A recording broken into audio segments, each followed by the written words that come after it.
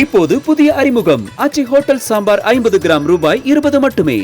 ஜல்லிக்கட்டு களத்தில் புலியாக பாய்ந்து காளையர்களை சிதறடிக்கும் புலிக்குளம் காளைகள் குறித்த ஒரு தொகுப்பு உங்கள் பார்வைக்கு.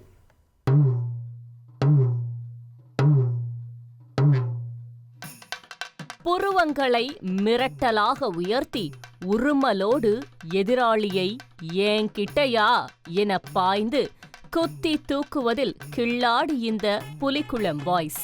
அவனியாபுரம், பாலமேடு, அலங்காநல்லூர் மட்டுமா? ஆல் ஏரியா எங்க ஏரியா என எங்க ஜல்லிக்கட்டு நடந்தாலும் ஆஜராவார்கள்.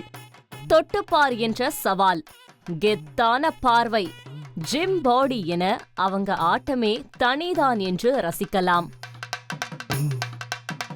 கூர்மையான கொம்பு, நடுத்தர உயரம், வலிமையான உடல், திடமான திமில், ஆக்ரோஷம் மற்றும் கோபம் கொண்ட இவங்க எப்போதுமே ஜல்லிக்கட்டு ஆர்வலர்களின் முதல் சாய்ஸ்.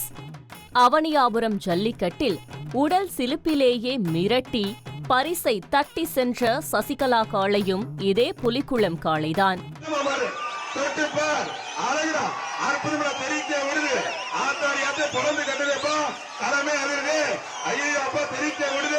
பாலமேட்டில் அவிழ்க்கப்பட்ட காளைகளில் பெரும்பாலான காளைகள் புலிக்குளம் காளை என்றனர் அதிகாரிகள்.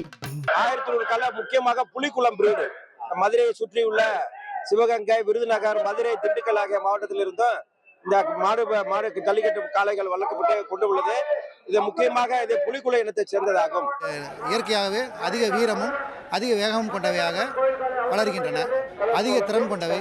அதே போல் ஈஸியாக தவக்கூடிய, நம்ம பிடிச்சா கூட நழுவி ஓடிடும். நம்ம மற்ற இனங்களை விட இதனுடைய உடல் வாகு ஒரு ஸ்போர்ட்ஸ்மேன் மாதிரி இருக்கிறதுனால அவரால் அடக்குவதற்கு சிரமம் என்பதனால தான் பெரும்பாலும் இந்த மாடுகளை தவிர்த்து விடுவார்கள். ஜல்லிக்கட்டிற்கு பெயர் போன இந்த காளைகளின் பிறப்பிடம் சிவகங்கை மாவட்டம் புலிக்குளம். அதனாலேயே இந்த பெயர் வந்தது என்றும், குளத்திற்கு தண்ணீர் குடிக்க வந்த புலியையே குத்தி வீசியதால் இந்த பெயர் என்றும் பேச்சுக்கள் இருக்கிறது.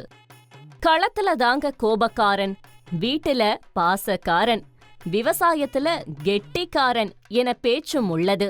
இதில் சோகமான விஷயம், அழிந்து வரும் பாரம்பரிய மாடுகள் பட்டியலில் புலிக்குளம் இன மாடுகளும் உள்ளன. அவைகளை காக்க வேண்டும் என்பதே அனைவரது கோரிக்கையாகவும் இருக்கிறது. இப்போது புதிய அறிமுகம் ஆச்சி ஹோட்டல் சாம்பார் 50 கிராம் ரூபாய் 20 மட்டுமே.